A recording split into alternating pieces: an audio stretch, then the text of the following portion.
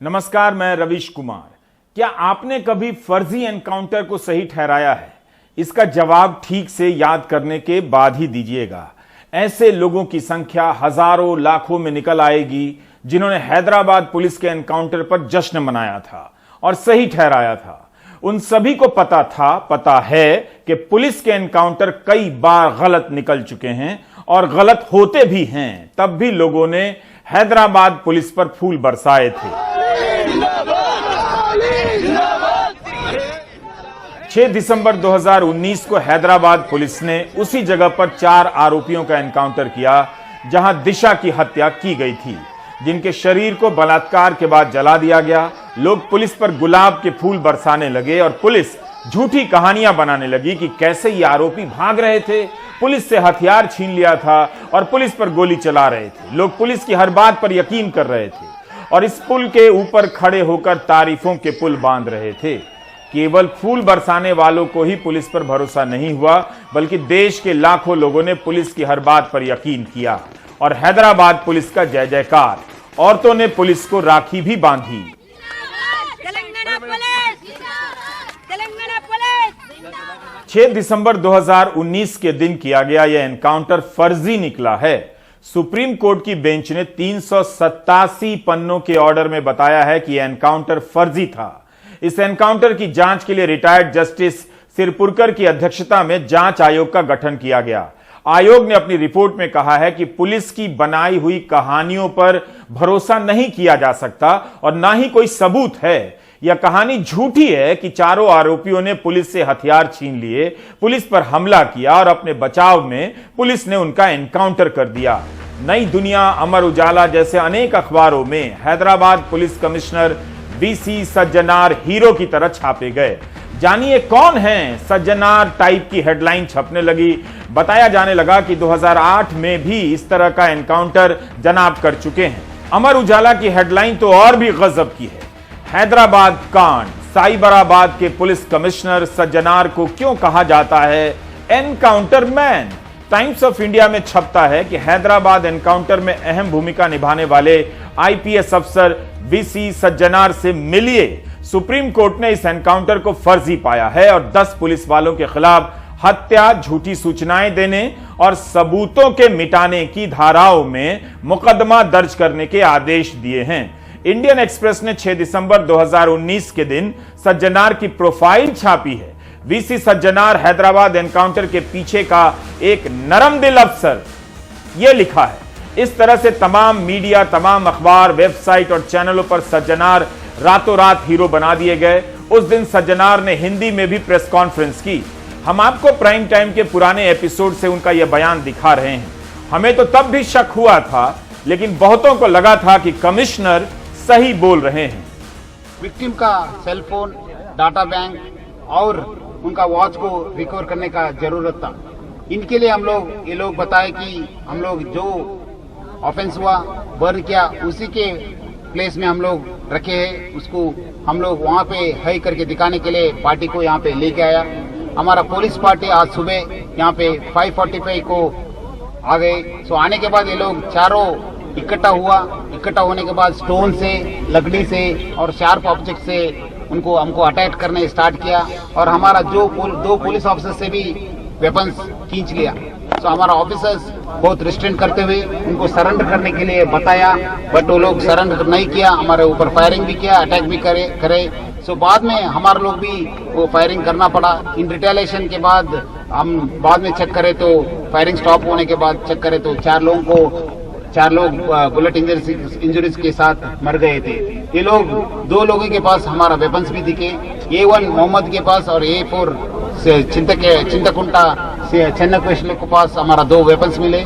और इस मामले में हमारा 2 ऑफिसर्स भी, एक एसआई और एक कांस्टेबल्स भी, SI Venkateshwar Nandigama police station का और एक कांस्टेबल अरविंद गौड भी इंजर्ड हुआ।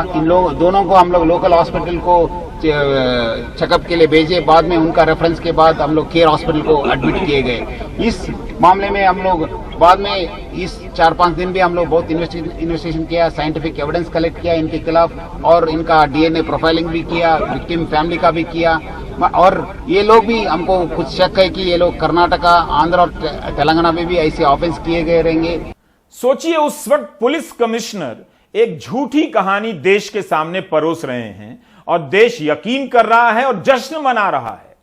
जस्टिस सिरपुरकर आयोग ने अपनी रिपोर्ट में लिखा है कि झूठी कहानी बनाई गई, फर्जी तरीके से एनकाउंटर किया गया। पुलिस कमिश्नर वीसी सज्जनार को मीडिया ने हीरो बनाया। उनकी तारीफ और बड़ी हो सके इसलिए कई जगहों पर गर्व से बताया गया कि 2008 में भी वीसी सज्जनार ने एसपी रहते हुए वारंगल जिले में ऐसा ही एनकाउंटर किया। सेम टू सेम कहानी।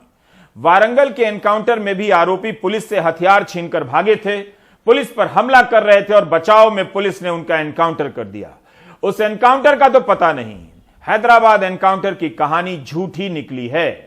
जस्टिस सिरपुरकर आयोग ने उस एनकाउंटर के बारे में भी कमिश्नर से सवाल किया था। आपने जॉली एलएलबी पार्ट 2 फिल्म देखी होगी तो आपको पता चलेगा कि एनकाउंटर के खेल के पीछे क्या क्या होता है, फिल्मों में भी और असली जिंदगी में भी। 13 अक्टूबर 2021 की हेडलाइन 6 दिसंबर 2019 के हेडलाइन से काफी अलग है। 2019 में आईपीएस सज्जनार को एनकाउंटर मैन बताया जा रहा है। अक्टूबर 2021 की हेडलाइन देखकर हंसी आ सकती है। इसमें लिखा है तेलंगाना एनकाउंटर स्पेशलिस्ट, वही question mark. What's that says VC Sajjanar.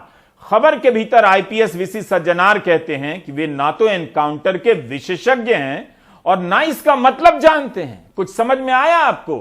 कायदे से यही सवाल मीडिया को तब करना था, लेकिन मीडिया इन्हें एनकाउंटर मैन लिखकर हीरो बना रहा था। और जब मीडिया के बनाए गए इन हीरो साहब से सुप्रीम कोर्ट के आयोग ने पूछा कि मीडिया उन्हें एनकाउंटर स्पेशलिस्ट कहता है, क्या कभी उन्होंने इसका खंडन किया, मीडिया में बयान जारी किया? तब आईपीएस वीसी सज्जनार जवाब देते हैं उन्होंने ऐसा कोई बयान जारी नहीं किया और वे इस तरह के लेवल से सहमत भी नहीं। आयोग ने यह भी पूछा था कि ऐसा कैसे हो सकता है कि दिशा एनकाउंटर का पैटर्न भी वही है जो वारंगल के समय के एनकाउंटर का है। तब उनका जवाब था कि वे वारंगल के एसपी थे जब एनकाउंटर हुआ था। यह हिस्सा 13 अक्टूबर 2021 के टाइम्स ऑफ इंडिया में छपा है। सोचिए, जिन्हें एनकाउंटर मैन कहा जा रहा था, हीरो बनाया जा रहा था, वो जनाब कोर्ट के आयोग के सामने कहते हैं एनकाउंटर का मतलब ही पता नहीं है। Do you get my point? एक और सॉलिड पॉइंट है। सुप्रीम कोर्ट के इस आयोग ने 10 पुलिस वालों के खिलाफ हत्या का मुकदमा दर्ज करने की सिफारिश की है। इसमें पुलिस कमिश्नर वीसी सज्जनार का नाम नहीं है, जिन्हें 6 दिसंबर 2019 के दिन पूरे देश में हीरो बनाया जा रहा था, जिनके बारे में मीडिया लिख रहा था कि इस एनकाउंटर के पीछे उनका दिमाग है, उनकी मुख्य भूमिका है। समाचार एजेंसी पीटीआई की खबर देखिए। लोगों ने हैदराबाद के टॉप कॉप सज्जनार को हीरो बना दिया। जय पुलिस, जय जय सज्जनार के नारे लगाए और उनकी तस्वीर को दूध से नहलाया गया। कमाल है। हमने तय किया है कि हम एक बार भी लोगों की समझदारी पर सवाल नहीं उठाएंगे, क्योंकि उसकी जरूरत नहीं है। पुलिस की बनी बनाई कहानी पर आंखें मूंदकर यकीन करने वाले लोगों की जमात बहुत मुश्किल से धरती पर अवतरित होती है। जिन 4 लोगों का एनकाउंटर हुआ उनमें से 3 नाबालिग थे। क्या अब आप उनके मां बाप का इंटरव्यू टीवी पर चलता हुआ देख रहे हैं? उनके इंसाफ के लिए भावनाओं का ज्वार देख रहे हैं? वह भीड़ कहां चली गई जो इंसाफ के नाम पर एनकाउंटर को सही ठहरा रही थी? क्या फर्जी एनकाउंटर से दिशा को इंसाफ मिल गया, जिसकी हत्या हुई थी, जिसके साथ बलात्कार हुआ था? क्या हम जानते भी हैं कि असली अपराधी कहां हैं, कौन हैं? फ्लैशबैक में चलिए और देखिए कि कैसे बड़े बड़े लोगों ने एक फर्जी एनकाउंटर को सही ठहराया था। उनके ट्वीट को कैसे उस दिन हजारों लाइक्स मिल रहे थे।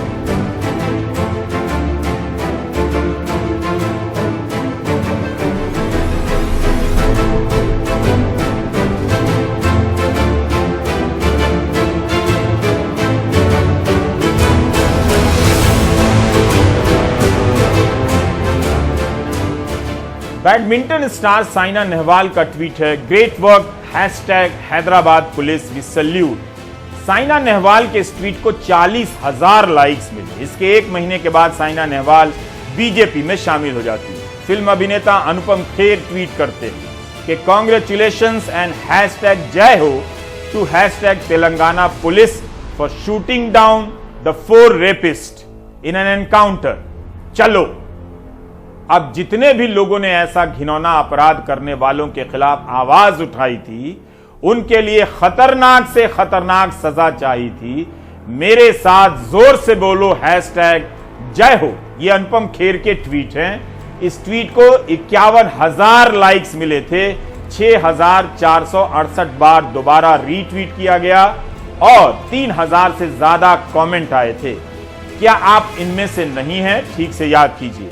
अनुपम खेर के ट्वीट पर महेश राबरी ने ट्वीट किया है कि आज कोई सबूत नहीं मांगेगा, ये बहुत पहले ही हो जाना चाहिए था, लेकिन अब जो एनकाउंटर का सबूत मांगे उसे भी एक गोली दे देना चाहिए। Hashtag Hyderabad police. देखिए लोग किस तरह से जोश में आकर सनकते हैं। आज का दिन हैदराबाद पुलिस के नाम ये वो लड़का लिखता है, hashtag salute to Hyderabad police. Anupam Kher के ट्वीट के जवाब में किसी श्वेता पंडित ने लिखा है कि काश चरखा की जगह गोडसे के बारे में पढ़ाया गया होता। देखिए किस बात को किस बात से मिलाकर आपकी क्या हालत की जा रही है। बीजेपी के सांसद और पूर्व केंद्रीय मंत्री राज्यवर्धन राठौर ने भी ट्वीट किया, लिखा कि हैदराबाद पुलिस को बधाई और कहा कि देश को पता चलना चाहिए कि बुराई पर अच्छाई की जीत हमेशा से ही होती रही। राज्यवर्धन राठौर के इस ट्वीट को 14,000 लाइक्स मिले, 2,357 रीट्वीट हुआ। क्या राठौर बताएंगे कि फर्जी एनकाउंटर से भी अच्छाई की जीत होती है? पब्लिक ओपिनियन का ऐसा बवंडर मचाया गया कि विपक्ष के नेता भी उसमें अपनी जगह बनाने लग गए। छत्तीसगढ़ के मुख्यमंत्री भूपेश बघेल से लेकर राबड़ी देवी और मायावती भी इसी तरह की बात करने लग जाती हैं और पुलिस की तारीफ होने लगती है। इस तरह से तमाम प्रभावशाली लोग जनता के कथित गुस्से का फायदा उठाते हुए, गुस्सा बनाते हुए माहौल के बीच में अपने लिए लाइक्स और रीट्वीट बटोरने के लिए अनगिनत लोगों के मन में यह बात पहुंचा देते हैं कि इस तरह से एनकाउंटर करना सही है। आम लोग भी बोलने लग जाते हैं एनकाउंटर सही है। कॉलोनी के व्हाट्सएप ग्रुप में जिन रिटायर्ड अंकिलों ने एनकाउंटर को सही ठहराया था, उन्हें इस प्राइम टाइम का लिंक भेजकर देखिए और पूछिए, आपको ग्रुप से बाहर कर देंगे। माहौल बनाने के लिए तरह तरह के सवाल पैदा किए जाते हैं कि आपकी बेटी के साथ होगा तो क्या करेंगे, लेकिन जिन माओं के चारों बच्चों का फर्जी एनकाउंटर हुआ उन्हें क्या जवाब देंगे? अब तो पता ही नहीं चलेगा कि वे बलात्कार के दोषी थे या नहीं। रामदेव का उस समय का बयान सुनिए, बता रहे हैं कि कैसे ऑन स्पॉट पुलिस और सेना को कार्रवाई करनी चाहिए। जो इस तरह के अपराधी होते हैं, कलंक होते हैं, जिनसे पूरा देश, धर्म, संस्कृति बदनाम होती है, उनके साथ, और जो आतंकवादी उनके साथ तो ऑन द स्पॉट हमारी पुलिस को, अर्धसैनिक बलों को और सेना को ऐसी कार्रवाई करनी चाहिए। जिन घटनाओं में संदेह नजर आता है उन घटनाओं को हमें आगे कोर्ट में ले जाना चाहिए। उसके ऊपर जो भी कानूनी प्रक्रिया है, उसमें एविडेंस हैं, उसके आधार पर कानूनी जो प्रक्रिया है उसका रास्ता अपनाना चाहिए। ऑन स्पॉट गोली मार देने के पीछे की राजनीति को ठीक से समझिए।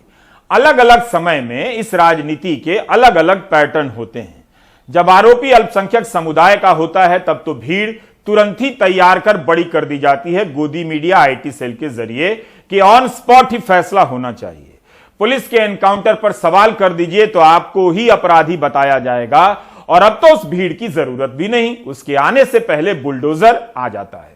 विपक्षी दलों की सरकार के राज्य में आरोपी किसी भी समुदाय का हो, बलात्कार की हर घटना पर तुरंत फांसी देने का दबाव बनाया जाता है और विपक्षी दलों की सरकारें भी वही भाषा बोलने लग जाती हैं। लेकिन जब ऑन स्पॉट फांसी और एनकाउंटर की बात करने वालों की सरकार के राज्य में बलात्कार होता है, तब यही बात कहने पर कहा जाता है कि राजनीति नहीं होनी चाहिए। विपक्ष को जाने से रोका जाता है और यही नहीं, पीड़िता के शव को आधी रात के बाद पुलिस की सुरक्षा में जला दिया जाता है। हैदराबाद एनकाउंटर में पुलिस की वाहवाही करने वाले लोग भूल जाते हैं क्योंकि आरोपी के समाज के लोग पंचायत करने लगे थे और उनका भी एक वोट बैंक है। मीडिया उस पंचायत को कवर करने लग जाता है। यूपी के हाथरस कांड की रिपोर्टिंग भी कभी फ्लैशबैक में जाकर देखिएगा। 6 दिसंबर 2019 के दिन एनकाउंटर का पूरे देश में जश्न मनाया गया। एनकाउंटर की कहानी पर आंखें मूंद कर यकीन किया गया और इससे बने माहौल का फायदा उठाते हुए यूपी पुलिस भी ट्वीट कर बताने लग जाती है कि उसने कितने एनकाउंटर किए हैं। यह पुलिस का ही ट्वीट है 6 दिसंबर 2019 का, जिसमें लिखा है, जंगल राज अब अतीत की बात हो चुका है। 2 साल में 103 अपराधी मारे गए हैं, 1859 घायल हुए हैं, 5178 पुलिस वाले भी घायल हुए हैं। असम में भी एनकाउंटर का ऐसा चलन बढ़ गया। कई एनकाउंटरों पर सवाल उठे हैं और हाईकोर्ट के सामने उन्हें चुनौती दी गई है। जस्टिस सिरपुरकर आयोग ने अपनी रिपोर्ट में लिखा है कि अभियुक्तों पर जानबूझकर इस तरह से गोलियां चलाई गईं ताकि वो मर जाएं। इसके कोई सबूत नहीं कि वे हथियार छीनकर भाग रहे थे, पुलिस पर हमला कर रहे थे। आयोग की रिपोर्ट पढ़ने से पता चलता है कि हैदराबाद का एनकाउंटर केवल एनकाउंटर के मामले में ही फर्जी नहीं था। आपके स्क्रीन पर उन परिवारों के घर के वीडियो आते जाएंगे जिनके बच्चों को फर्जी एनकाउंटर में मार दिया गया। इन साधारण घरों के बच्चों को पुलिस उठाकर ले जाती है, एनकाउंटर कर देती है। गोदी मीडिया और ट्विटर के जरिए समाज का बड़ा हिस्सा खून का प्यासा हो जाता है और एनकाउंटर का जश्न मनाता है। क्या वह वहशी समाज, बदहवास नेता इनके घरों पर जाकर प्रायश्चित करेंगे? जस्टिस सिरपुरकर आयोग की रिपोर्ट में अभियुक्तों के परिवार वालों के बयान हैं। इनमें कुछ का कहना है कि गिरफ्तारी के वक्त नहीं बताया गया कि क्यों गिरफ्तार किया जा रहा है, ना ही कोई वारंट या मेमो दिखाया गया।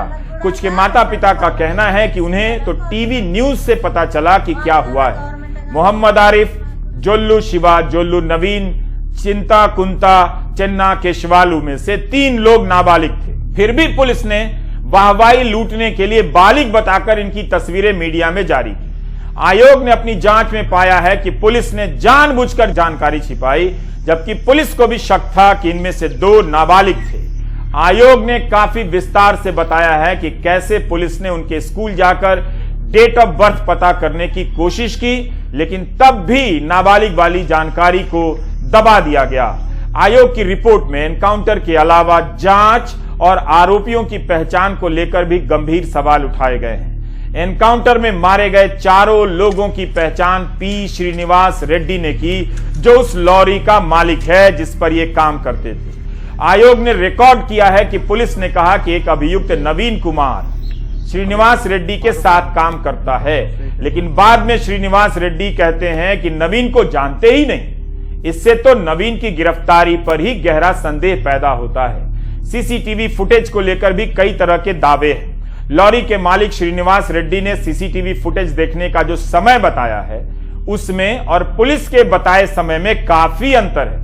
यही ने एक आरोपी जोल्लू शिवा की पहचान श्रीनिवास रेड्डी ने सीसीटीवी फुटेज से की। आयोग ने लिखा है कि पुलिस ने उस सीसीटीवी फुटेज को कई घंटे बाद बरामद किया, श्रीनिवास रेड्डी के बयान के कई घंटे बाद। मतलब जब फुटेज पुलिस के पास ही नहीं था, तब श्रीनिवास रेड्डी ने कैसे देखकर बता दिया कि वह शिवा है। यही नहीं, पुलिस का कहना है कि 3 सीसीटीवी फुटेज दिखाए गए। श्रीनिवास रेड्डी का कहना है कि 7 से 8 फुटेज दिखाए गए। इतना ज्यादा अंतर है। जब राष्ट्रीय मानवाधिकार आयोग के सामने श्रीनिवास रेड्डी कहते हैं कि उसे कोई सीसीटीवी फुटेज नहीं दिखाया गया, यह बात भी है।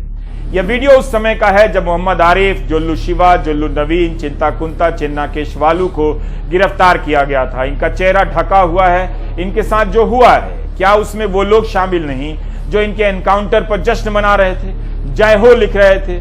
चाहे तो आप अनुपम खेर से यह सवाल पूछ सकते हैं। तो इस तरह से इन 4 को गिरफ्तार किया गया। इससे तो इनके आरोपी होने में भी गंभीर संदेह है। आपने सुना कि किस तरह पुलिस कमिश्नर वीसी सज्जनार कह रहे थे कि इन सभी को वैज्ञानिक साक्ष्यों के आधार पर गिरफ्तार किया गया था। आयोग ने यह भी लिखा है कि ऐसा लगता है कि लॉरी के मालिक पी श्रीनिवास रेड्डी को सिखाया पढ़ाया गया है। क्या यह भयानक नहीं है कि किसी बेकसूर को इस तरह से उठाकर एनकाउंटर कर दिया जाए, फिर कहानी बनाकर मीडिया में एनकाउंटर मैन टाइप का हीरो बन जाए और सांसद से लेकर अभिनेता जय जयकार करने लगे? 6 दिसंबर 2019 के प्राइम टाइम में हमने इस एनकाउंटर पर सवाल उठाया था, आगाह किया था कि इस तरह के पब्लिक ओपिनियन के नाम पर किसी को मार देना ठीक नहीं। मायावती तक कह रही हैं कि यूपी पुलिस को हैदराबाद पुलिस से प्रेरणा लेनी चाहिए। पुरुषों के अलावा बहुत सी महिलाएं भी उस पब्लिक ओपिनियन को बनाने में लगी हैं और अपने बनाए ओपिनियन की आड़ में, उसके रिफ्लेक्शन में, प्रतिक्रिया में इस एनकाउंटर को सही ठहराए जा रही हैं। ये वही पब्लिक ओपिनियन है जो अखलाक और इंस्पेक्टर सुबोध कुमार सिंह को सरेआम मारते समय एक तरह से सोचता है, भीड़ के साथ खड़ा हो जाता है, और ये वही पब्लिक ओपिनियन है जो तेलंगाना पुलिस के एनकाउंटर को लेकर भीड़ बन जाती है। क्या पब्लिक ओपिनियन अब अदालत है? तो फिर अदालतों को फैसले से पहले ट्विटर पर जाकर देखना चाहिए कि आज का ट्रेंड क्या है। सभी को पता है कि इस घटना को लेकर गुस्सा है, महिलाओं में गुस्सा है, तो उस गुस्से में जगह बनाने के लिए महिला सांसद भी एनकाउंटर को सही बता रही हैं। प्रधानमंत्री मोदी ने हाल ही में झारखंड में शशि भूषण मेहता के लिए वोट मांगा, जिन पर एक महिला टीचर की हत्या का आरोप है, और इस मामले में शशि भूषण मेहता जमानत पर हैं। क्या स्मृति ईरानी का गुस्सा वैसा ही होगा जैसा तेलंगाना मामले में है? क्या वो संसद से यह जानकर इस्तीफा दे देंगी? यह जानकर उनके सहयोगी सांसद साक्षी महाराज बलात्कार और हत्या के आरोपी विधायक कुलदीप सिंह सेंगर को जन्मदिन पर शुभकामनाएं दे रहे हैं, बांगरमऊ से विधायक कुलदीप को बधाई देने के लिए मंत्रोच्चारण का प्रयोग कर रहे हैं, तो तब और अब स्मृति ईरानी क्या कर लेगी? जिस तेलंगाना पुलिस को लेकर सवाल उठ रहा था कि जब पीड़िता के परिवार वाले पुलिस के पास गए तो 2 घंटे तक कुछ नहीं किया, कहा कि किसी दोस्त से मिलने चली गई होगी। इसी मामले में 3 पुलिस वाले सस्पेंड भी हैं। जिस पुलिस ने उसके पहले एक और घटना होने पर इलाके में सुरक्षा तेज नहीं की, यह भी हो सकता है कि उसके पास जांच और सुरक्षा के पर्याप्त संसाधन ना हो। अब इन सारे सवालों को धकेलते हुए इस मामले को एनकाउंटर के जश्न पर खत्म किया जा रहा है और पुलिस खलनायक से अब महान बना दी गई है। तेलंगाना पुलिस पर जो फूल बरसाए जा रहे हैं, यह तस्वीर बता रही है कि आम जनता में न्याय व्यवस्था को लेकर समझ और भरोसा कितना कमजोर हो गया है। कानून का सिस्टम लंबा वक्त लेता है या काम नहीं करता है, इसके नाम पर एनकाउंटर की थ्योरी को बिना जांचे परखे स्वागत के कांड में बदल दिया गया है। क्या वाकई इस कहानी पर कोई विश्वास कर रहा है कि जब पुलिस इन अपराधियों को लेकर सबूत इकट्ठा करने गई, तब इन पर आरोपियों ने पुलिस पर पत्थरों से हमला कर दिया, उसके हथियार छीन लिए और सरेंडर नहीं किया तो पुलिस ने गोली मार दी? क्या वाकई लोगों ने सोचना बंद कर दिया है कि फर्जी से लगने वाली इस कहानी पर फूल बरसाए जा रहे हैं? जब सबूतों के आधार पर पुलिस ने इन्हें पकड़ा था तो इन पर आरोप साबित करने का प्रयास क्यों नहीं किया गया? क्या इसलिए एनकाउंटर किया गया कि पब्लिक ओपिनियन बदल जाएगी और स्वागत होने लगेगा, सांसद लोग भी स्वागत करेंगे? मुमकिन है 6 दिसंबर 2019 के इस प्राइम टाइम को देखकर कॉलोनी के व्हाट्सएप ग्रुप वालों को बहुत गुस्सा आया होगा कि पुलिस पर सवाल उठा रहा है। उस वक्त जब गोदी मीडिया से भीड़ का माहौल बनाया जा रहा था, हम लोग एनकाउंटर पर सवाल उठा रहे थे। आज सही साबित हुए हैं। कहां गए वो लोग जो हैदराबाद एनकाउंटर की जय जयकार कर रहे थे, जो एक तरह से इस समाज में निर्दोष की हत्या का वातावरण बना रहे थे? न जाने कितने बेकसूर लोग अपराधी बनाकर जेल में डाले जा रहे हैं, उनका एनकाउंटर हो रहा है, उन्हें फांसी की सजा हो रही है। यह सिलसिला आज भी जारी है। राजस्थान के झालावाड़ का एक मामला है। मामला 2018 का है। 7 साल की बच्ची की बलात्कार के बाद हत्या कर दी जाती है। राजस्थान हाईकोर्ट के जस्टिस पंकज भंडारी और अनूप कुमार की बेंच ने अगर डीएनए रिपोर्ट के आधार पर संदेह न किया होता तो इस मामले का आरोपी कोमल लोधा फांसी पर चढ़ गया होता, बल्कि ट्रायल कोर्ट ने उसे फांसी की सजा तो सुना ही दी थी। हाईकोर्ट ने कोमल की फांसी की सजा बदल दी है आजीवन कारावास में। उसे अब सुप्रीम कोर्ट तक जाना होगा। जो बच्चा एक वकील तक नहीं कर सका, वो सुप्रीम कोर्ट तक कैसे मुकदमा लड़ेगा? कोमल लोधा तो गवाह था, उसने 2 आरोपियों के नाम बताए थे, मगर उसे ही आरोपी बना दिया गया और सजा भी सुना दी गई। कोमल को निचली अदालत से फांसी की सजा हुई है। हाईकोर्ट ने कहा है कि पुलिस ने दोषियों को बचाने व निर्दोष को फंसाने की कोशिश की है। इस मामले में फिर से जांच होगी। अदालत ने उन अधिकारियों की भूमिका की भी जांच के आदेश दिए हैं जिन्होंने कोमल को झूठा फंसाया। गिरफ्तारी के वक्त लोधा नाबालिग था। दैनिक भास्कर की पड़ताल में यह बात सामने आई है कि पुलिस ने विधानसभा चुनाव से 4.5 महीने पहले तत्कालीन मुख्यमंत्री के गृह जिले में हुई इस वारदात की गुत्थी को जल्द सुलझाने के नाम पर निर्दोष को बलि का बकरा बना दिया। हाईकोर्ट की टिप्पणी से पता चलता है कि ट्रायल कोर्ट ने भी अनदेखा किया है। कोर्ट ने कहा है कि ट्रायल कोर्ट ने कोमल के स्कूल के प्रिंसिपल की गवाही पर विचार नहीं किया कि कोमल नाबालिग है। ट्रायल कोर्ट ने एक डॉक्टर की एक्सरे जांच पर भरोसा किया, उसकी उम्र 19 से 21 साल के बीच बता दी गई। हाईकोर्ट ने पाया कि वह व्यक्ति तो रेडियोलॉजिस्ट भी नहीं था। इस रिपोर्ट के डिटेल भी भयानक है। जिस देश में जांच की यह हालत हो, उस देश में कैसे कोई पुलिस एनकाउंटर को इंसाफ समझ सकता है। कोमल के परिवार वाले तबाह हो गए, लेकिन बाकी लोगों पर कोई फर्क नहीं पड़ा। 11 साल पहले की बात है। छत्तीसगढ़ के बलरामपुर में पुलिस ने 16 साल की एक लड़की मीना खलको को नक्सली बताकर मार दिया। न्यायिक जांच में नक्सलियों से मुठभेड़ का दावा भी फर्जी पाया गया। मीना खलको को किसने मारा आज तक पता नहीं। जो पुलिस वाले गिरफ्तार हुए थे वे बरी हो चुके हैं। बलरामपुर के लोंगर टोला में मीना खलको के घर में बस अब उनकी यादें हैं। 7 जुलाई 2011 को चांदू पुलिस थाना में करचा गांव के पास नक्सलियों से कथित मुठभेड़ का दावा पुलिस वालों ने किया। फिर कहा इसी मुठभेड़ में मीना को गोली लग गई। हंगामा मचा तो सरकार ने 1 सदस्यीय न्यायिक जांच आयोग का गठन किया। अनिता झा की न्यायिक जांच आयोग ने लगभग 4 साल बाद साल 2015 में अपनी जांच रिपोर्ट दी। आयोग ने अपनी जांच में पाया कि मीना की मौत पुलिस वालों की गोली लगने से हुई। आयोग ने नक्सलियों से मुठभेड़ का दावा भी फर्जी पाया था, जिसके बाद न्यायिक जांच में 42 पुलिस अधिकारियों और जवानों पर हत्या और हत्या के प्रयास का केस दर्ज किया गया। आगे सीआईडी ने जांच की और सिपाही धर्मदत्त धनिया और जीवनलाल रत्नाकर को अपने हथियार से हत्या और थाना प्रभारी निकोदन खेस को झूठे सबूत इकट्ठा करने का आरोपी बनाया। धर्मदत्त एनएसजी में तैनात हैं। जीवनलाल प्रमोशन के बाद हवलदार बन गए। थाना प्रभारी निकोदन खेस की मौत हो गई। अब मीना के परिवार के इंसाफ की आस भी टूट गई है। पुलिस लोग बलात्कार करके हम मार ले, गोली मार ले है। बलात्कार हूँ करला तले कह दिला कि नक्सली रहे मार मुआ के याद आओ थी तबे ने ऐसा हो कि हम बैठ गई इसने रही उधर। अपने सहेली के घर घूमने गई थी।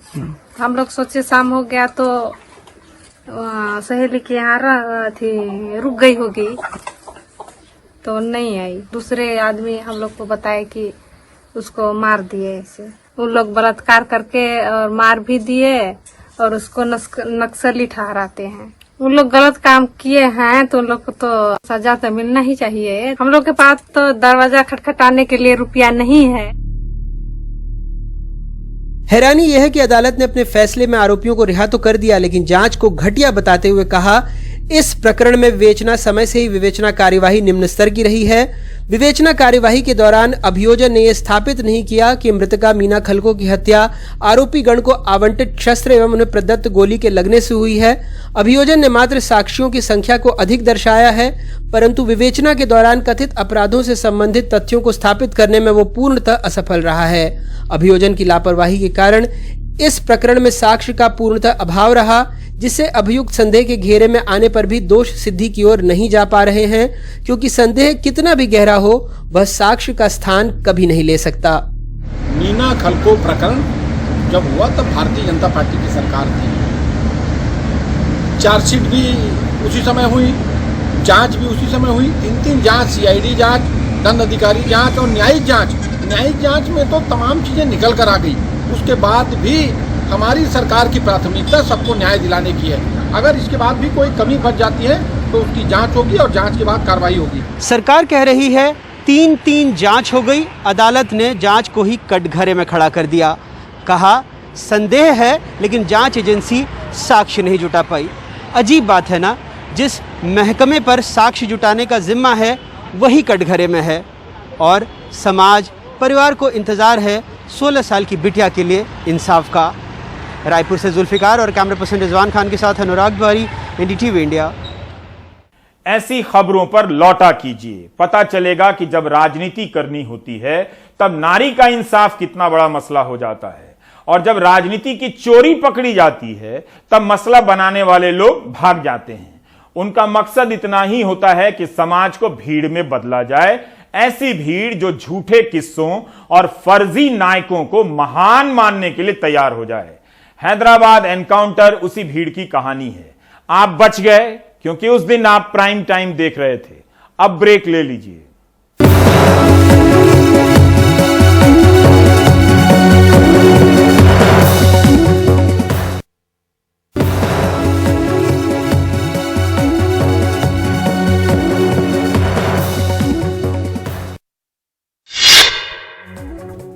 सुप्रीम कोर्ट के आदेश पर वाराणसी के ज्ञानवापी परिसर विवाद की सुनवाई सोमवार को जिला जज की अदालत में शुरू हुई। संक्षिप्त सुनवाई के बाद जज ने कहा ये कल वो ये फैसला सुनाएंगे कि ये पूरा मामला कैसे सुना जाए।